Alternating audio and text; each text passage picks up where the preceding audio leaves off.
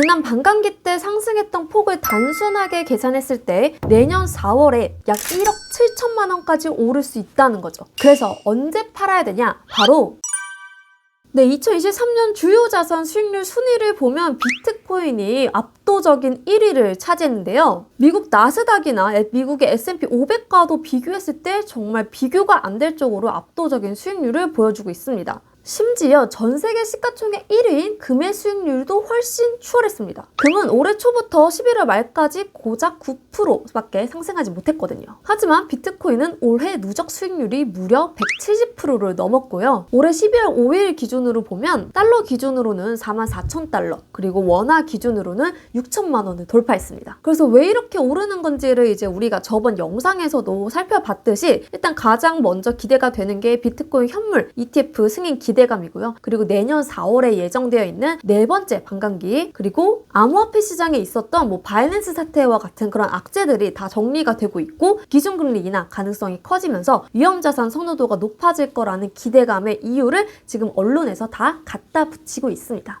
어쨌든 이 중에서 가장 이제 주목을 받는 건 바로 반감기죠. 왜냐하면 매번 반감기 때마다 비트코인 가격이 예외 없이 큰 폭으로 올랐기 때문이죠. 실제로 과거 반감기 때마다 얼마나 올랐는지를 보면 1차 반감기 때는 무려 92배가 올랐고요. 2차 반감기 때는 30배, 3차 반감기 때는 8배가 올랐습니다. 조금의 그 공통점이 보이시나요? 약 3분의 1씩 지금 수익률 상승률이 좀 줄어들고 있는 모습이거든요. 그래서 정말 단순하게 수학적으로만 계산을 했을 때 내년 반감기 때는 3분의 1 정도 줄어서 한 3배 정도 오를 수 있지 않을까 하고 전망을 해볼 수는 있어요. 그래서 이렇게 단순하게 계산을 해보면 내년 4월에 비트코인이 지금 가격이 4,400달러를 유지할 경우 3배 오르면 비트코인 한 개당 가격이 약 1억 7천만 원이 됩니다. 자, 그래서 이 가격이 되면 금의 시가총액을 넘을 수 있냐를 봤더니 그건 안 돼요. 우리가 저번 영상에서도 살펴봤듯이 비트코인이 금의 시가총액을 넘어서려면 비트코인의 한 개당 가격이 약 8억 5천만 원이 되어야 합니다.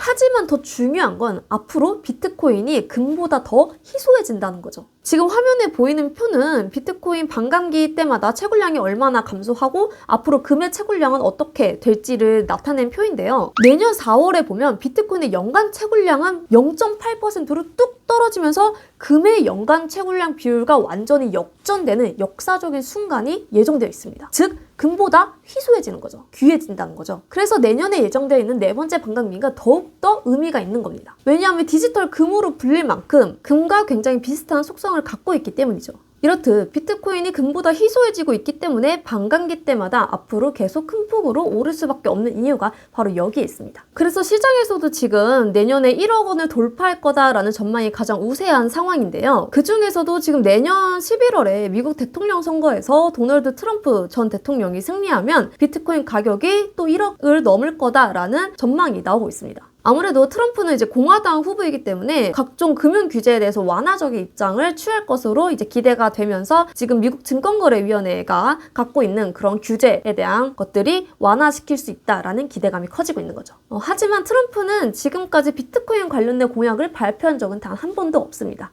오히려 우리가 이 영상에서 살펴봤듯이 다른 후보들이 비트코인과 관련된 공약을 발표하고 있죠. 그리고 2024년에 꼭 알아야 할 점은 비트코인 과세 유예 혜택이 2024년이 마지막이라는 거죠. 지금 가상자산 매매 차익에 대한 소득세가 2025년 1월 1일부터 이제 시행될 예정인데요. 물론 연 250만 원까지는 공제를 해줍니다. 즉 매매 차익이 250만 원이 났어요. 그럼 여기까지는 이제 세금을 안 매기는 건데 여기서 단 1원이라도 더 벌게 되면 거기에 대해서는 22%의 세금을 뗀다는 거죠. 그래서 비트코인을 트레이딩하는 분들께는 2024년이 마지막으로 세금을 내지 않을 기회가 되긴 하겠지만 저처럼 호들러 분들은 사실 노상관입니다.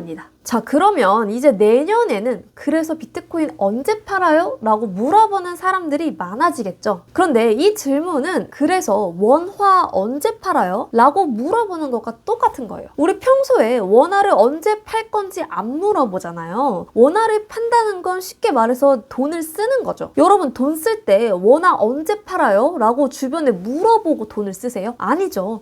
비트코인도 똑같아요. 비트코인 역시 화폐이기 때문에 누군가에게 언제 팔 건지 물어볼 필요가 없어요. 우리가 필요한 재화나 서비스를 이용하기 위해서는 당연히 지출을 하는 것처럼 이 원화가 아닌 비트코인이라는 돈을 쓰는 거죠. 필요할 땐 써야죠. 비트코인은 파는 것이 아니라 소비하는 것이라는 생각으로 바꿔보면 어떨까요? 물론 아직은 비트코인이 법정화폐로 채택된 건 아니라서 비트코인을 원화로 팔아서 얼만큼 부를 쌓았는지 평가하기 때문에 언제 팔아야 되는지를 물어보게 되는 거죠. 그러나 우리는 비트코인 스탠다드 영상을 통해서 비트코인이 건전화폐가 될 수 있다는 걸 배웠어요. 지구상에서 가장 좋은 화폐인 비트코인을 보유했으니 잘 지키기만 해도 구매력은 장기적으로 점점 우상향할 텐데 굳이 다시 상대적으로 가치가 떨어지는 다른 화폐로 돌아갈 필요가 없지 않을까요? 이미 포 구독자분들은 잘 실천하고 계신 것 같지만 처음 보시는 분들이 있을 수 있으니 내년에도 사고 팔고 하며 욕심 부리지 않고 본업에 충실하면서 꾸준하게 비트코인을 잘 모아 가셨으면 좋겠습니다. 이를 줄여서 영어로는 이렇게 말하더라고요. 겸손하게 사토시를 모으세요.